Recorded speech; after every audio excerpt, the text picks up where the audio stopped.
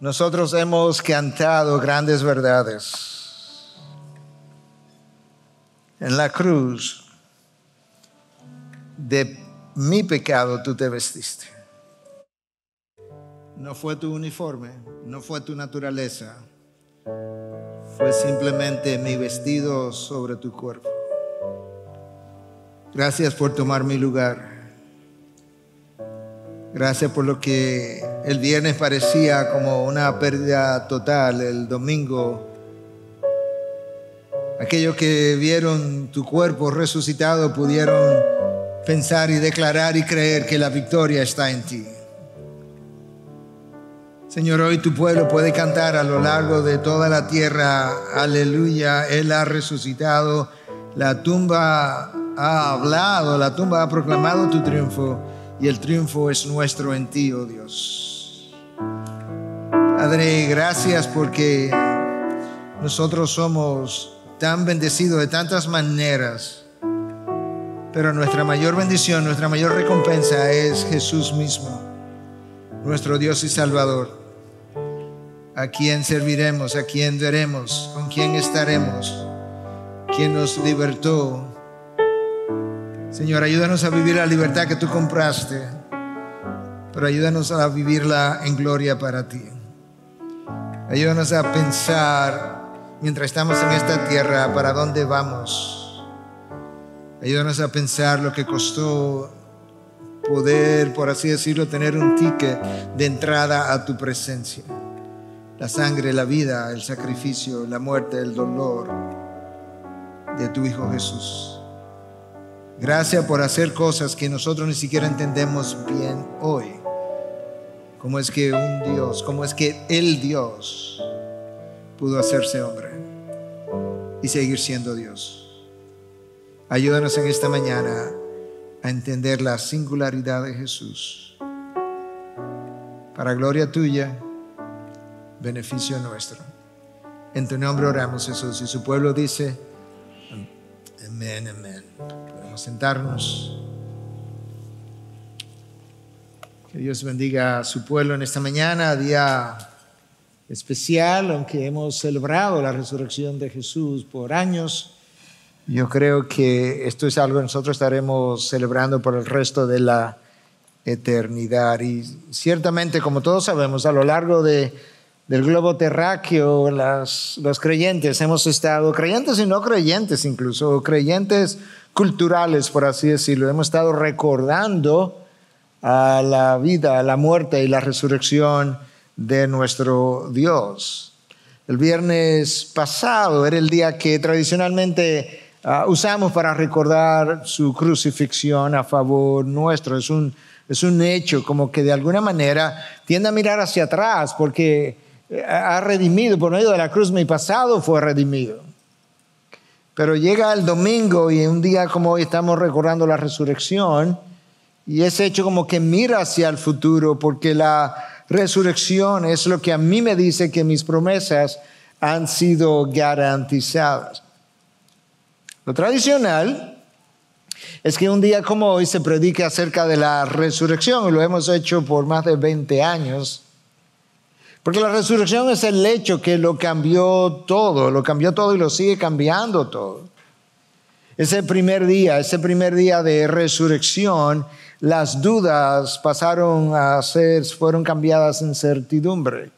Y las preguntas en respuestas y el temor de qué pasó, dónde nos equivocamos en confianza y la desesperación de ¿y ahora qué? ¿Y ahora qué hacemos? Aquellos de nosotros que dejamos nuestras profesiones, ¿qué hacemos? Esa desesperación pasó a ser consuelo y aquello que quizás había sido visto como temporal, como lo ve el mundo, como lo ve el resto de la población, una vida temporal, comenzó a cobrar sentido de lo eterno y Y el dolor que los invadió el viernes en la mañana, comenzando con el apresamiento de Cristo y luego viendo los clavos y el cuerpo ensangrentado y el Señor en la cruz como alguien que había sido abandonado. Ese dolor se llenó de sentido y ese domingo la muerte murió, la muerte perdió su poder.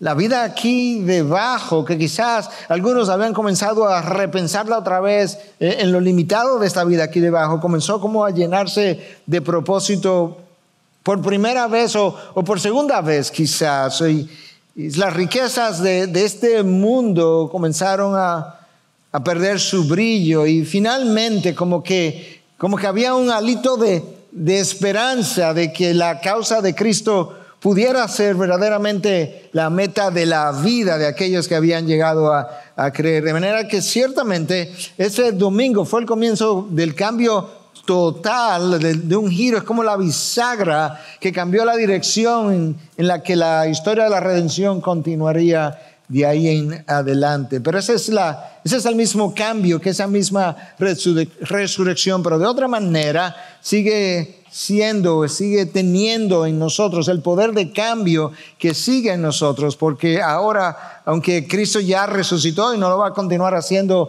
año tras año, el poder de la resurrección, el poder que lo levantó de entre los muertos está en nosotros, y es ese poder que a ti y a mí nos permite correr la carrera bien hasta el final. Ese es ese poder que nos permite a nosotros terminar la carrera, que nos permite reflejar la imagen de Cristo. Es el poder de la resurrección en nosotros que nos permite desplegar la gloria de ese Cristo en nuestras propias vidas. De manera que la resurrección es un hecho crucial, es la columna vertebral junto con la cruz de la fe cristiana. Le quita la cruz, le quita la resurrección, cualquiera de los dos, y la fe cristiana es no más. Sin embargo, en el día de hoy, en vez de hablar solamente de la resurrección, lo cual yo comencé a hacer ya, yo quisiera más bien hablarte de la singularidad del Cristo resucitado. Y para eso yo he titulado mi mensaje hoy, La gloria del Cristo incomparable. Como es incomparable, es singular.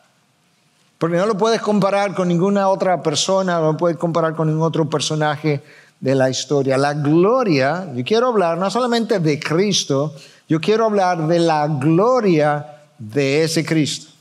Están íntimamente relacionadas, pero son dos cosas distintas. Porque una cosa es lo que Él es y otra cosa es lo que Él despliega. Y esa es la gloria que Él compartía con el Padre desde antes de la fundación del mundo. De hecho, eso es algo que Él mismo pide en oración en el aposento alto, ya al final, el día antes, la noche antes de su crucifixión. Él está ahí con sus discípulos orándole al Padre, y eso quedó registrado en el capítulo 17 de Juan. En el versículo 5, esta es la petición de Jesús.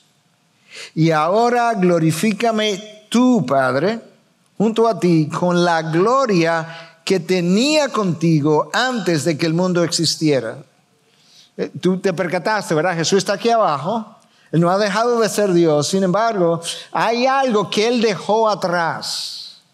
Hay algo que a Él le pertenecía y le pertenece, que Él había dejado temporalmente atrás. Le está diciendo, Padre, regrésame, devuélveme la gloria que yo compartía contigo.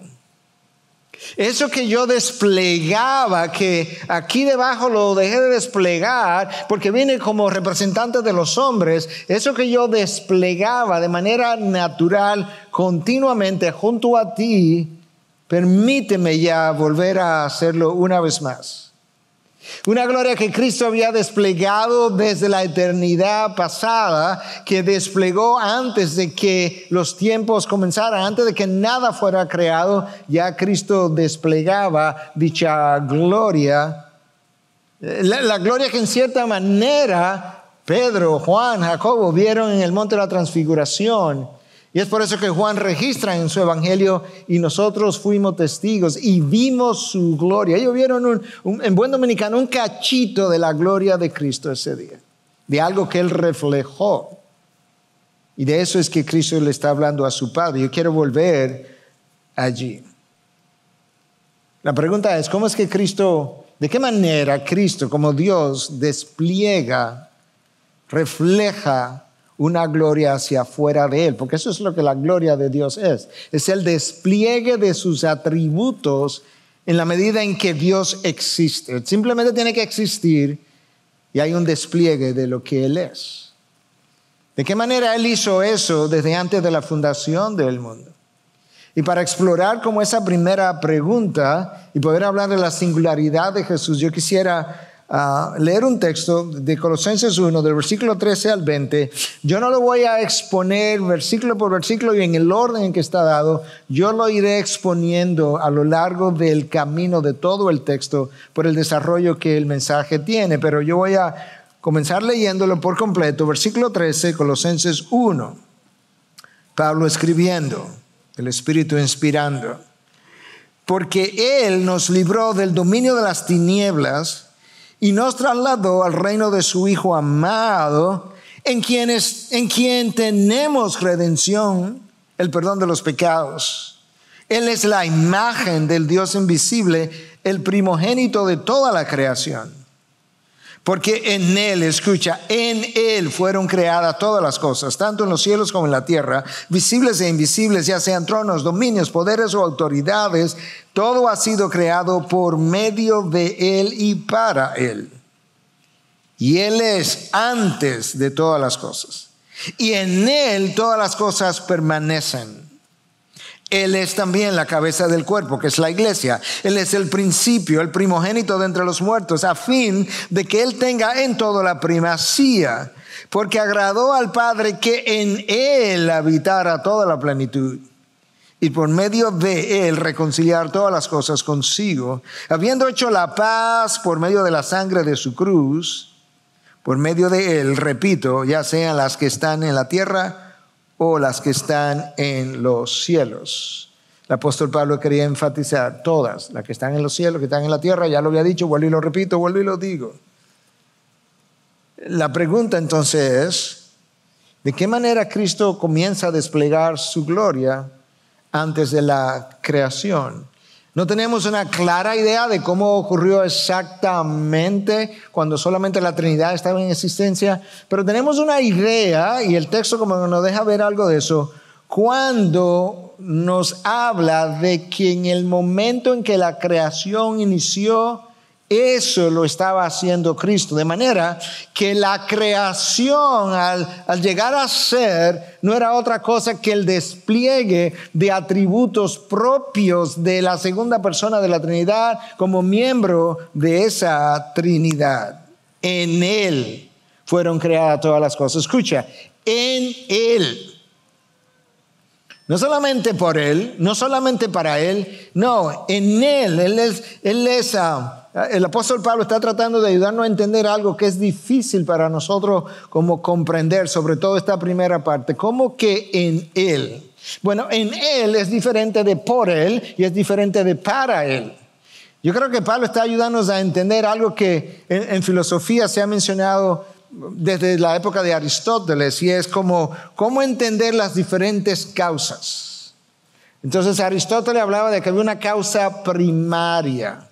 Y la causa primaria, si lees a Tomás de Aquino, la causa primaria es Dios. Entonces, ¿qué es la causa primaria? Bueno, la causa primaria es como la cosa que da origen a algo. En otras palabras, la causa instrumental de esto pudo haber sido ¿cómo se llama eso? El que trabaja la madera. El ebanista, gracias. Ok, esa es la causa instrumental, pero la causa primaria de esto es que madera prensada, esa es la causa primaria. Bueno, Cristo es la causa primaria en Él. Pero el apóstol Pablo está ayudándome a entender también, no solamente la causa primaria, Él es la causa instrumental. ¿Por qué? Porque el universo se llegó a crear por medio de Él. Pero hay algo más. No solamente que se creó en Él y por medio de Él. Él es la causa final, el propósito final. El propósito final de esto es un pastor que lo va a usar en la predicación de este púlpito. El propósito final de la creación es Cristo, porque la creación es para Él, es en Él, es por medio de Él y es para Él. Tú puedes ver como Cristo es como todo en todo. Es el Cristo que vino y se colgó en una cruz por tus pecados y los míos. Wow. Juan entendió esto, porque Juan escribió en 1:3 y dice: todas las cosas fueron hechas por medio de Él, y sin Él nada de lo que ha sido hecho fue hecho.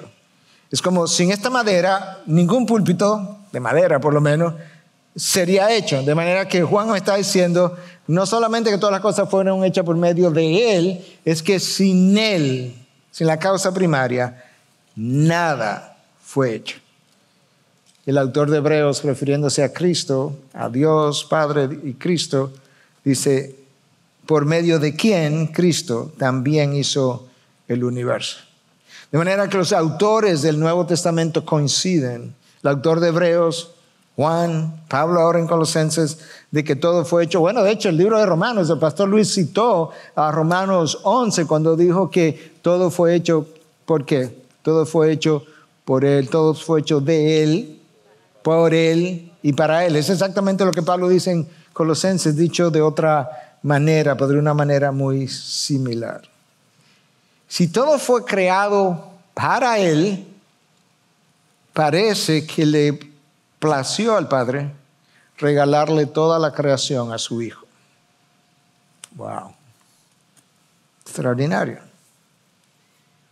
Y ahora nosotros sabemos que no solamente la creación material, porque Pablo dice, no, es que todo lo que es visible y lo invisible, sean tronos, dominios, poderes o autoridades. Nosotros no sabemos exactamente qué tipo de seres angelicales estas cosas son. Son mencionadas aquí, son mencionadas en Romanos 8 al final.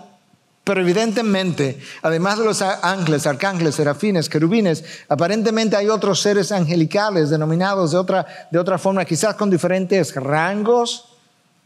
Y Pablo está diciendo, no, eso también fue creado en Cristo, por medio de Cristo y para Cristo. ¿Te imaginas en el momento de la creación material el despliegue yo me lo imagino, el despliegue de sonido, de luces, de poder, de energía? Todo eso es el despliegue de la gloria de Cristo al momento de la creación, una gloria que Él tenía antes de. ¿Te imaginas en el momento de crear a estos seres angelicales extraordinarios que yo no sé cómo lucen, pero aún los ángeles cuando lo describen la palabra suenan como algo extraordinario? Imagínate estos otros seres al mismo tiempo y Cristo siendo el agente de la creación. Allí Él estaba desplegando su gloria. Y el próximo versículo de Colosenses, el 17 que leímos, nos amplifica, nos afirma y amplifica lo que acabamos de exponer, porque Él dice, y Él es antes de todas las cosas. Ahí está la eternidad de Cristo. Y Él es antes de todas las cosas. Y en Él todas las cosas permanecen. De manera que las cosas, Cristo no solamente fue el originador de esa creación, es que esa creación después de originada tenía que ser mantenida y en Él permanecen. Con razón, en el libro de los Hechos se nos dice que en Él nosotros vivimos, nos movemos y existimos, porque es que en Él tiene el poder de ser. Si hay algo que existe, alguien tiene que tener el poder de ser para mantenerlo siendo, por así decir, y Cristo es ese poder. En Él todas las cosas permanecen. Pero el autor de Colosenses, Pablo, nos acaba de decir que Él es antes de todas las cosas. Él es anterior al tiempo. Y ahí tú comienzas a ver, continúas viendo más bien la singularidad de Cristo. Jesús fue único en el tiempo. En el principio era el Verbo y el Verbo era con Dios y el Verbo era Dios.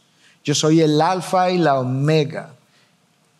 Yo soy el que es, el que era y el que ha de venir, el Dios Todopoderoso, Cristo, proclamando su eternidad de diferentes maneras. Y eso es lo que Colosenses 1:16 nos dice, o 1:17. En Él, o Él es antes de todas las cosas. Y Él dio origen y ahora las sostiene, las mantiene. Él les continúa dando vida. De manera que tú estás viendo ahora la singularidad de Jesús y la gloria de ese Cristo incomparable. Si Él es singular, es incomparable. Cristo, ese es el Cristo antes de la creación, pero ahora llegamos a su nacimiento. Cristo fue singular a la hora de nacer. Isaías 7:14 dice que una virgen concebirá. ¿Cuándo tú has visto a una virgen concebir? Por primera vez va a venir a existencia un hombre sin la participación de otro hombre. En la historia de la redención, tú encuentras un momento donde hay un ser humano que llega a ser sin la participación de ningún ser humano. Adán. Dios solamente lo creó. Hay otro momento en que otro ser humano llega a ser con la participación de un hombre. Eva. Salió de Adán. Hay otro momento en que hombres, seres humanos, llegan a ser con la participación de un hombre y de una mujer, los descendientes de Adán y Eva. Pero en el caso de Cristo, Él es la primera y única persona, ser humano, que llega a ser con la participación de una mujer, pero sin la participación de un hombre. No solamente eso, pero en su nacimiento estamos presenciando un ser humano que había unido su naturaleza divina en una sola persona. Y como ser humano se convirtió en siervo de todos. Él es el Emmanuel de que habló Isaías. Y Él nació y comenzó a crecer, comenzó a vivir. Y cuando comenzó a vivir entonces, Cristo pasó a ser único en su forma de vivir, único en su santidad. De hecho, eso es lo que Pablo declara a los Corintios, que aquel que no conoció pecado nunca en toda su vida fue hecho pecado, fue vestido de pecado en la cruz para que llegásemos a ser justicia de Dios en Él, para que nosotros llegásemos a ser vestidos de la gloria de Él, de su santidad que nos permite entrar a la gloria. Cuando hablamos de que Cristo vivió sin pecado, estamos hablando de que Cristo cumplió la ley. Justamente porque si cumples la ley a cabalidad, pues vives sin haber pecado. Su vida perfecta lo calificó para ir a la cruz. Ahora, la otra pregunta que pudiéramos hacernos, entonces, en términos prácticos, en el día a día, en términos no teológicos, en términos de cómo tú y yo vivimos la vida, ¿cómo luce una vida como la de Cristo? ¿Cómo debió haber lucido su vida? Escucha esta cita un tanto extensa, un par de minutos quizás, de Oswald Sanders. Él escribió un libro que se llama El Cristo Incomparable. De hecho, hay varios libros con el mismo título. Pero este de Oswald Sanders. Escucha lo que él dice. Ninguna palabra que él hablara necesitó ser modificada o retirada. ¿No te ha pasado eso? Como que tú, bueno, yo quise decir, yo no quise decir, yo dije, donde dije Diego, digo, donde digo, dije Diego. No, ninguna palabra que él hablara necesitó ser modificada o retirada, porque él nunca habló de manera inadvertida o con exageración. Nunca se excusó, ya sea por palabra o por una acción, porque él nunca hizo ninguna acción o habló ninguna palabra que requiriera una excusa. Él nunca confesó pecado. Los hombres más santos de la historia, dice Sanders, han estado abiertos a confesar sus fallos y sus fracasos. Cristo nunca tuvo que admitir un fallo por no haber vivido a la altura del estándar. Por el contrario, Él invitó a que se le investigara de la forma más cercana posible, preguntando incluso ¿cuál de ustedes me convence de pecado? Eso es como lució su vida en el día a día. Su vida, dice Sanders, fue un libro abierto. Nada de lo que él hizo fue en secreto. Wow, ¿tú no te gustaría haber vivido una vida así? Como que nada de lo que tú hiciste fue en secreto. Esa es la razón por la que él se sorprende cuando lo van a apresar en el huerto de Getsemaní y viene esta gran cantidad de soldados y él dice, yo no entiendo, ustedes han venido como que vienen contra un ladrón, como que van a apresar a un ladrón como para asegurarse de que me iban a aprender, me iban a arrestar. Entonces él agrega, cada día me sentaba en el templo para enseñar y no me prendieron. En otras palabras, yo hablé en público, en el templo, lo que yo enseñaba en privado a mis discípulos. Yo no viví una cosa en privado y luego viví una cosa en público. No, lo que yo fui en un lugar, lo fui en el otro. Wow. Ninguna otra vida pudo haber sobrevivido a la crítica virulenta de sus enemigos, pero él terminó con una reputación intachable. La cita continúa. Él nunca pidió perdón. En ningún lugar se habla de que él sintió remordimiento o exhibió temor. Él enseñó a los discípulos a decir, perdónanos nuestras deudas, pero Cristo nunca pidió perdón porque él no tenía ninguna deuda ni moral ni espiritual que se le perdonara. Nunca buscó consejo de los hombres, ni de los hombres más sabios de sus días. Aún Moisés, aún Salomón necesitaron consultar, pero no Jesús. Y la cita termina. En él se combinaron la majestad y la humildad. Wow. La combinación de la majestad y la humildad. No importa cómo tú lo mires a Cristo, no importa cómo tú le des vueltas al personaje, él sigue siendo singular, él sigue siendo único, él sigue siendo incomparable.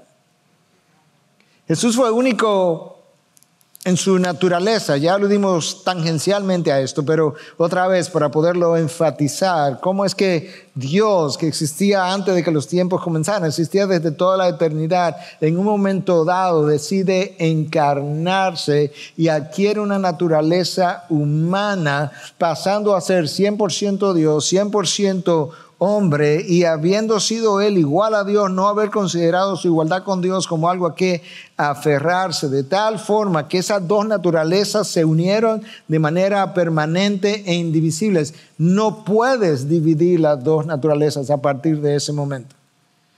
Y como declaró el concilio de Calcedonia, esas dos naturalezas se unieron sin confusión. O sea, quedaba claro cuál es una y cuál es la otra, sin cambio, de manera que ninguna de las dos experimentó ningún cambio como fruto de la unión, sin división y sin separación. Cristo exhibió características humanas y tú puedes ver, esto era humano, esto era humano, esto era humano, esto era humano, y características divinas. Esto era divino, esto era divino, esto era divino, todo el tiempo a su paso por la tierra.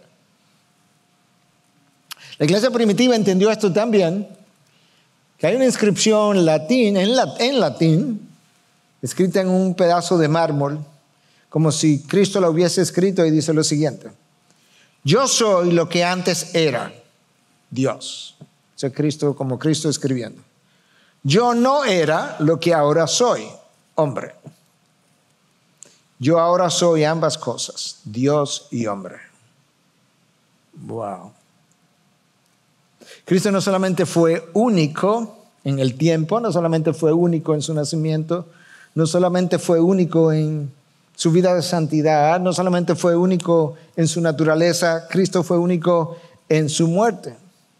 Vivió una vida perfecta, murió como un rechazado, murió como un culpable, y sin embargo esa es la muerte que dio vida a todos y cada uno de nosotros. Millones y millones de personas han recibido vida por medio de una muerte. Él es único en su muerte. Él no conoció pecado, pero fue hecho pecado, fue vestido de pecado, pero cuando todo eso terminó, resulta que su muerte es la que estaba dando vida. Y escucha cómo el texto de Colosenses que yo leí, en el versículo 13, ya yo había leído a partir del 16 y por eso decía que no iba a seguir el orden, pero ahora me devuelvo para considerar el 13, porque Él nos libró del dominio de las tinieblas, como por su muerte, y nos trasladó al reino de su Hijo amado, en quien tenemos redención, el perdón de los pecados. ¿Cómo Él hizo eso?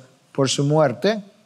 Tú escuchaste lo que el texto dice, que su muerte nos libró del dominio ¿de qué cosa? El dominio de las tinieblas. Es una expresión para decir que su muerte tomó el poder que el pecado ejercía de manera completa, el dominio. Porque el pecado me influencia hoy, ejerce influencia y poder sobre mí, pero no me domina. Pero hubo un momento en que nosotros estábamos dominados por el pecado y su muerte, al perdonar nuestros pecados, nos liberó del dominio de las tinieblas, del dominio y la autoridad que el pecado ejercía sobre nosotros, y nos sacó del reino de las tinieblas. Me encanta esta frase ahora. Y nos llevó al reino de su Hijo amado. ¿Tú notaste cuál es el nombre de ese reino? El reino del Hijo, el reino de los cielos, del cual habla Mateo a lo largo de todo su evangelio. Resulta que ahora es llamado el reino de su Hijo. Es como que Dios le dije: mira, hijo, te regalo la creación y te regalo el reino también. Eso es amor incuestionable, eso es amor agape, eso es amor infinito. El mundo fue creado por Él. Él le dio vida a todo lo que existe.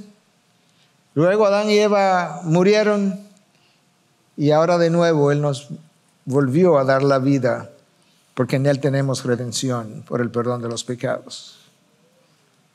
Y cuando Cristo fue a la cruz, si hubo un momento de la vida de Cristo, una vez Él adquirió una naturaleza humana, donde Él desplegó gloria, fue en la cruz.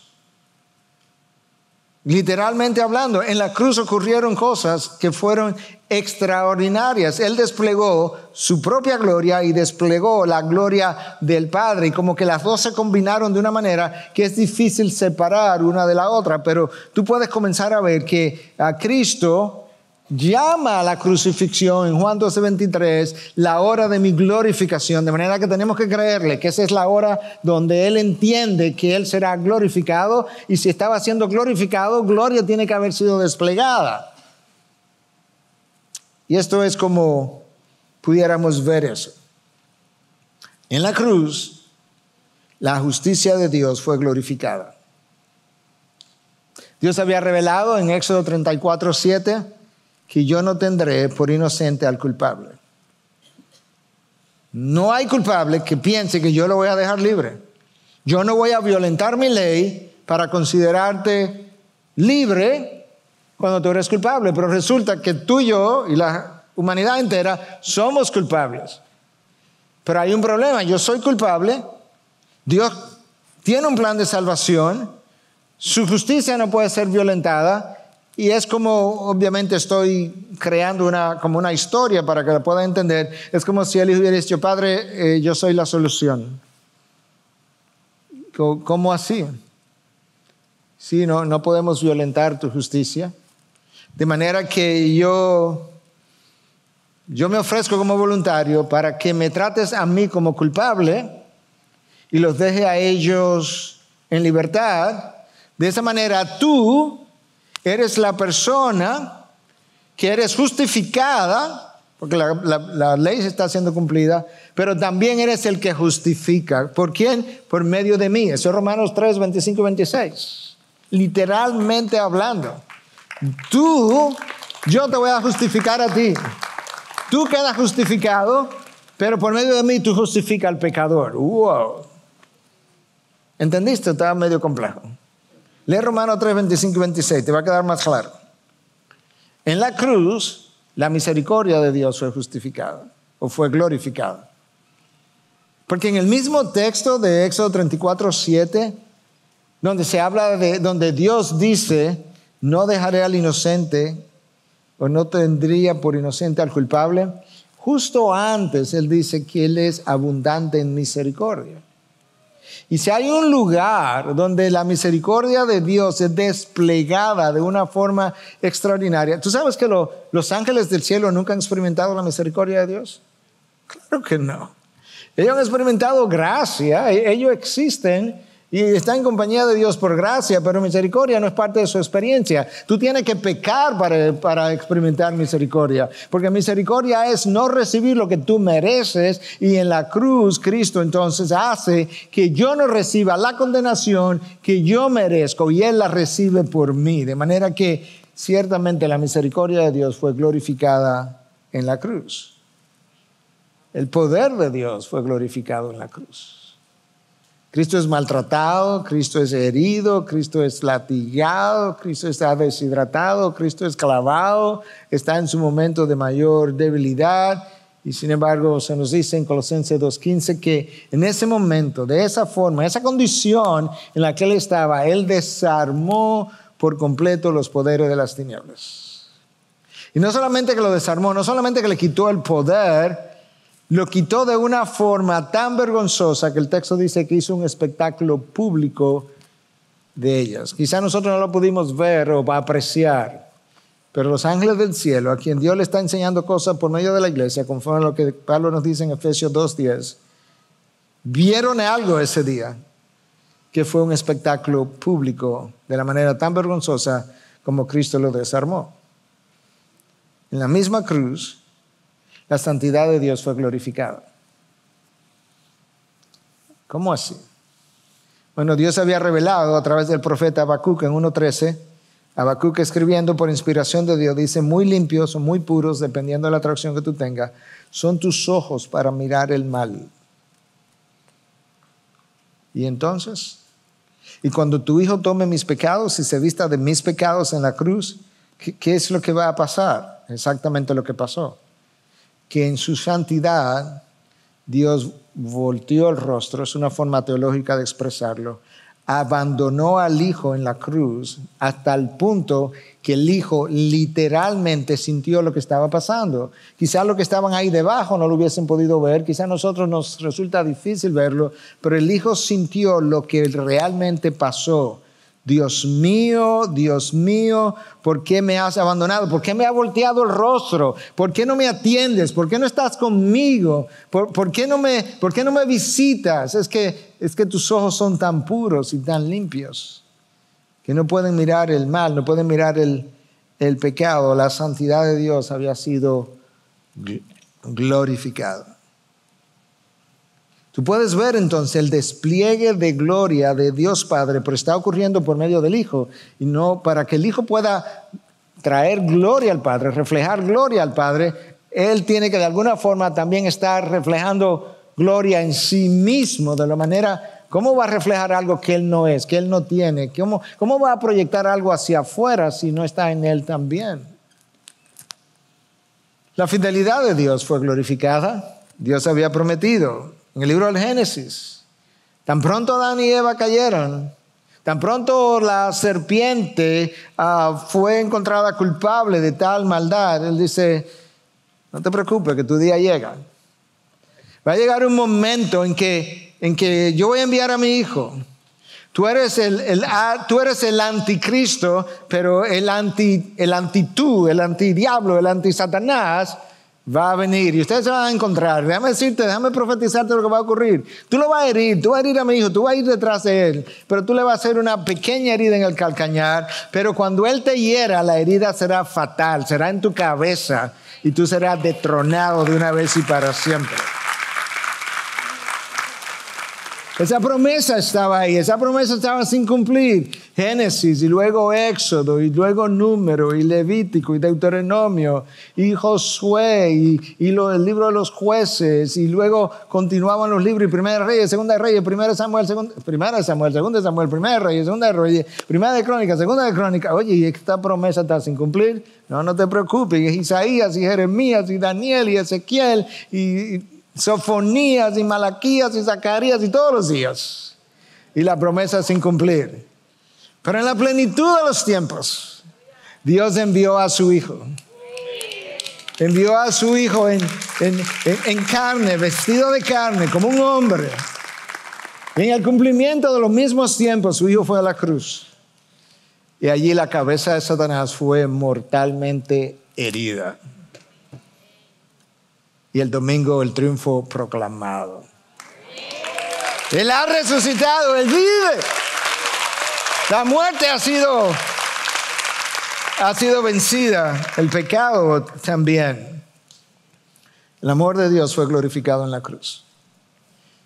Que Dios, hecho hombre, haya ido a la cruz a morir por pecadores depravados, no nos cabe otra palabra, corrompidos en todas nuestras capacidades humanas, por amor. Pero ¿cuál fue el motivo del amor por nosotros? Dios mismo, su misma esencia, su carácter. Tanto amó Dios al mundo que dio a su Hijo unigénito, para que crea en Él no se pierda, mas tenga vida eterna. La cruz glorificó la bondad de Dios que te lleva al arrepentimiento. Pero Jesús no fue solamente único en su muerte, Él fue único en su resurrección. ¿Cuál líder del mundo ha profetizado su muerte y resurrección y luego la haya cumplido? Nadie. Absolutamente nadie. Jesús se apareció, de acuerdo a lo que Pablo escribió a los Corintios, a más de 500 testigos.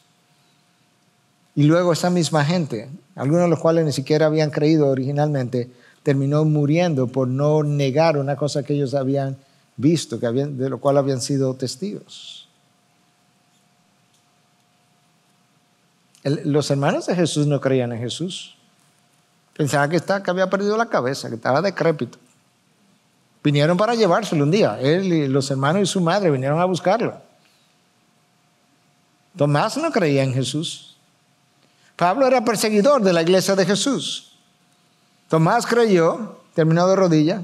Pablo creyó, terminó en el suelo. Y los hermanos de Jesús creyeron. Y algunos como Judas y Santiago terminaron escribiendo epístolas del Nuevo Testamento. Jesús fue único en autoridad. Él murió, Él resucitó, estaba a punto de ascender. Y antes de ascender le dice a los discípulos, nos vemos en Galilea. Allá se encuentran y ahí en ese monte en el que se encontraron, Jesús le dice, toda autoridad me ha sido dada en el cielo y en la tierra. Por tanto, id y haced discípulos. Notate lo absoluto de eso. Toda autoridad. Ya mi autoridad no va a estar limitada por mi encarnación. Ya mi autoridad no va a estar limitada por la representación del hombre a la que yo vine. Ya mi autoridad no está limitada por el tiempo y el espacio. No está limitada al planeta Tierra. No. Toda autoridad me ha sido dada en el cielo y en la tierra. El Padre me ha dado la creación. El Padre me ha dado toda autoridad. El Padre me ha dado el reino. El Padre me lo ha dado todo. De manera que basado en mi autoridad, vayan. No temáis. Cuando vayan por el camino a ser discípulos a naciones, a tierras extranjeras, no tienen que temer a los gobernantes, porque el único poder, la única autoridad que ellos pueden tener son la que yo les delegue y se las voy a delegar para que lleven a cabo mis propósitos. Y eso es exactamente lo que Cristo le dice a Pilatos. Cuando Pilato lo amenaza, le dice, ¿tú no sabes que yo tengo el poder de liberarte o de dejarte preso? Y Cristo dice, ninguna autoridad tuviera si no te hubiese sido dada. Si tú supieras delante de quién tú estás. Yo simplemente estoy limitando mi autoridad para llevar a cabo los propósitos de Dios. Como toda autoridad me ha sido dada, y de manera que cuando vayas por el mundo hay lugares peligrosos. Yo estaba leyendo esta semana un libro acerca de estas vidas extraordinarias que han vivido en lugares difíciles, y el libro se llama algo así como Caminando con Jesús en lugares difíciles. Yo estaba leyendo una historia, no te la voy a traer ahora, un tanto larga, pero es extremadamente poderosa, ocurrida en Rusia, y tú te quedas pensando, a la verdad que como que, ¿dónde está? ¿De qué tamaño es mi fe al lado de estos gigantes de la fe desconocidos, casi anónimos? Pero si piensa en otros lugares donde hay terremotos frecuentes y amenazas de tsunamis y demás, Cristo está diciendo, y toda autoridad me ha sido dada, de manera que yo controlo la naturaleza. De hecho, antes de yo subir a los cielos, yo demostré que yo tengo control sobre la naturaleza. Yo hablo y los vientos se calman, yo hablo y el mar se duerme. De eso vamos a leer prontamente. Señor, porque hay una guerra espiritual, dice Pablo. No te preocupes, yo soy el capitán de los ejércitos de los cielos. Tú puedes ir, no tienes que temer a Satanás. Satanás es tu enemigo, pero es un enemigo derrotado. No hay nada que él pueda hacer. Yo he triunfado sobre él, lo he desarmado a él y todos sus secuaces.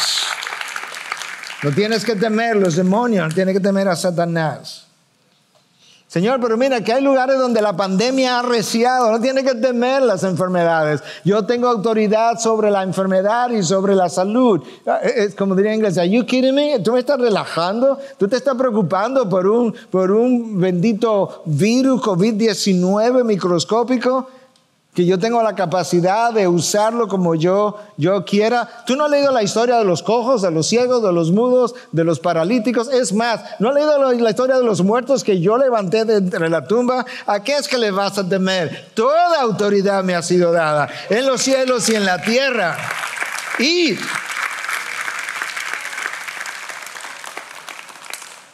eso es lo que Cristo le dice al grupo de los 70 que envió en Mateos 10, que está registrado en Mateos 10. Le dice, cuando vayan por el camino, le dice incluso, no lleven nada, no lleven más que un par de sandalias. No. Y de paso, no temáis a los que matan el cuerpo. ¿Cómo que no temáis a los que matan el cuerpo? Por aquí anda un faraón, un Herodes, bueno, ya no faraón, pero hay un César, un Pilato, un Herodes. No temáis a los que matan el cuerpo, pero no pueden matar el alma. Más bien temed a aquel que puede hacer perecer tanto el alma como el cuerpo en el infierno. ¿Quién es ese? ¿Quién es ese? Dios. Hay una sola persona a la que el ser humano debiera tenerle miedo. Ese es Dios. Ahora, si Dios está contigo, ¿a qué le vas a temer? ¿Quién pudiera estar contra ti? Eso es bíblico. ¿No lo has leído en Romanos 8? Que si Dios está con nosotros, ¿quién contra nosotros? Ahora, si Dios no está contigo, ¿quién por ti? ¿Quién puede estar por ti? Y eso es lo que Cristo le está diciendo a esto que Él está enviando. Él tiene autoridad sobre todo y sobre todos. No tiene nada que temer. El Padre lo envió con autoridad, con tanta autoridad, que oye lo que Cristo dice en esa oración final registrada en el aposento alto, que el Padre lo envió a Él con autoridad para dar vida eterna a todos los que tú le has dado. Padre, en la eternidad pasada tú hiciste una elección, eran tuyos, y tú me los diste. Literalmente así está en esa oración de Juan 17. Eran tuyos y tú me los diste. Y tú me diste la autoridad para darle vida eterna, pero a todos los que tú me has dado. Cristo no solamente mostró su singularidad en cada una de las áreas mencionadas, Cristo mostró su singularidad en su sesión, con dos S, S-E-S-I-O-N, cuando se sentó, así es que se llama la sesión. Cuando se sentó a la derecha del Padre en los lugares celestiales. Obviamente no es que al lado del Padre había un lugar de sentarse, es el lugar de autoridad. Y entonces, en un momento dado, Él asciende a los cielos y la palabra de Dios nos dice que luego que Él ascendió, se sentó a la diestra del Padre. Y donde nosotros, ese es el lugar de autoridad, es el lugar de donde Él hoy, Él juzga, Él gobierna, Él determina, Él dirige. Ese es el lugar de donde Él ejerce su autoridad. Y eso es justamente, dicho de otra manera, obviamente, lo que se nos dice en el libro de Filipenses, capítulo 2, cuando se habla de que aquel que siendo igual a Dios no consideró su igualdad con Dios como algo a que aferrarse, sino que se despojó y se hizo siervo y se hizo hombre y fue a la muerte y sufrió muerte y muerte de cruz. ¿Qué es lo que sigue? Por tanto, en vista de esa humillación voluntaria, en vista de la increíble entrega de convertirte en siervo, de llegar a ser hombre, por tanto, por lo cual Dios Padre, también lo exaltó hasta lo sumo. Él bajó hasta lo sumo, Él lo exaltó hasta lo sumo y le confirió el nombre que es sobre todo nombre, para que al nombre de Jesús se doble toda rodilla de los que están en el cielo y en la tierra y debajo de la tierra, y toda lengua confiese que Jesucristo es Señor, para la gloria de Dios Padre. Fue exaltado a la máxima posición. Eso es lo que el texto de Colosenses, que comenzamos en Colosenses 1, leímos del 13 al 20, expusimos el 16, el 17, el 13, el 14. En el 15 se nos dice: Él es la imagen del Dios invisible, el primogénito de la creación. La palabra ahí primogénito es prototokos en el griego. No es el primer nacido, es el primero en rango, es el primero en jerarquía. Por eso el versículo 18 del mismo texto de Colosenses que leímos, pero ahora en el 18 dice: Él es el principio, el primogénito de entre los muertos, a fin de que Él tenga en todo la primacía. ¿Cómo que Él tenga en todo la primacía? Sí, que Él tenga el primer lugar, la mayor gloria, la máxima autoridad, la completa adoración, la hermosura inigualable, el máximo reconocimiento y la obediencia incuestionable. Por eso Él fue exaltado hasta lo sumo. ¿Y por qué? Versículo 19 de Colosenses 1 que leímos: porque agradó al Padre que en Él habitara toda la plenitud de la divinidad. Si Él es toda la plenitud de la divinidad, entonces Él es el que merece esto. Jesús no solamente fue único en cada una de esas áreas o singular, Jesús es único como reconciliador y mediador. Escucha Colosenses 1:20, donde termina el texto de hoy que leímos.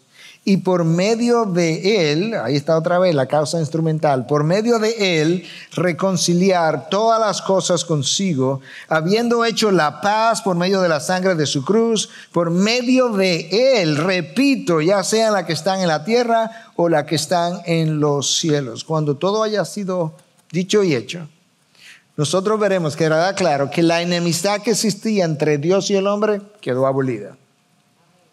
Por eso Él es el reconciliador por excelencia.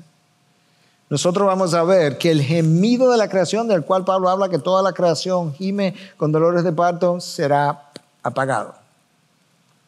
Y veremos cómo todos sus enemigos serán sometidos. Porque hay un solo mediador entre Dios y el hombre, Cristo Jesús, dice Pablo a Timoteo. Todo lo anterior hace de Jesús una persona incomparable y única y gloriosa, la gloria del Cristo incomparable. Jesús no solo es único en el tiempo, en su nacimiento, en su santidad, en su fidelidad, en su muerte, en su resurrección, en su poder y autoridad. Jesús es único en la historia de la civilización. Jesús es único en la historia de la civilización.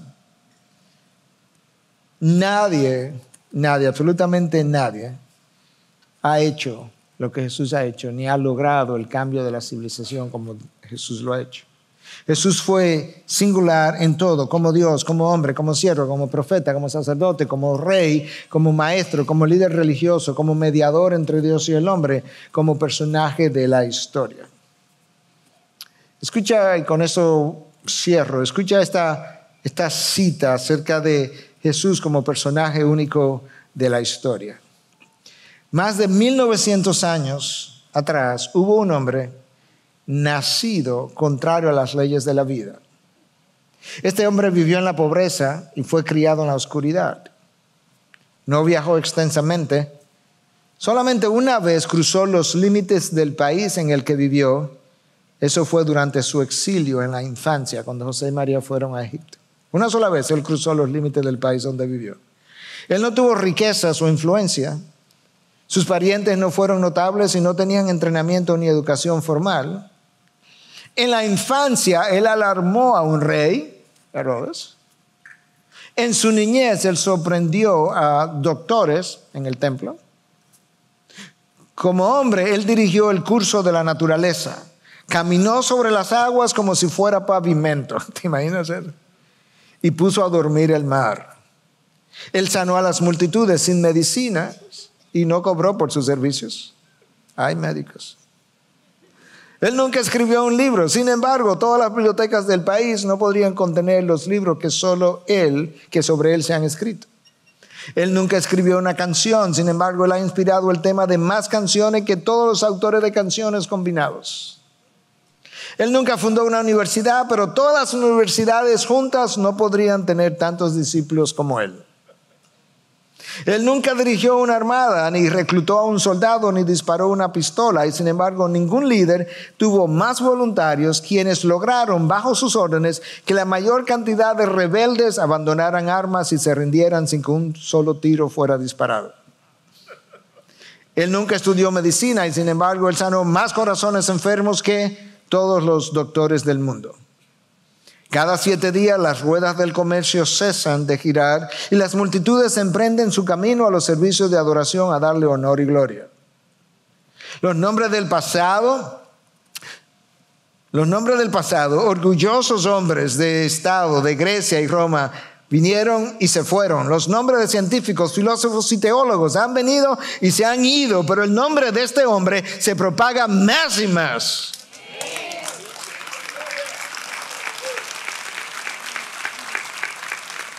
Aunque 1900 años han pasado entre la gente de esta generación y los burladores de su crucifixión, él aún vive. Herodes no lo pudo destruir y la tumba no lo pudo retener. Él se levanta en el pináculo más alto de la gloria celestial, proclamado por Dios, reconocido por los ángeles, adorado por los santos, temido por los demonios, como el Cristo resucitado, nuestro Señor y Salvador. Amén, amén, amén. Ciertamente Él ha resucitado, Él ha triunfado. ¿Él vive o no vive? Él vive, Él gobierna, Él juzga y sobre todo, Él vuelve. Oh sí, Él vuelve, Él volverá. Él es el que era, el que es, el que ha de venir. Él es el que ha prometido, Él es el que ha de cumplir. Él vuelve por los suyos, vuelve por su iglesia. Él volverá, tú puedes contar con eso. Tú puedes esperar, tú puedes dormir con los ojos abiertos, porque habrá un día que al sonar de la trompeta los muertos en Cristo se levantarán y Cristo vendrá acompañado de los ejércitos celestiales y en su muslo habrá un nombre tatuado, ¿verdad? En cierta manera, simbólicamente hablando, el Verbo de Dios, el Rey de Reyes, Señor de Señores. Él es singular en toda la historia. Él es singular en toda la creación. Él es tu Cristo, Él es tu Señor, Él es tu Salvador. Pero ¿sabes qué también?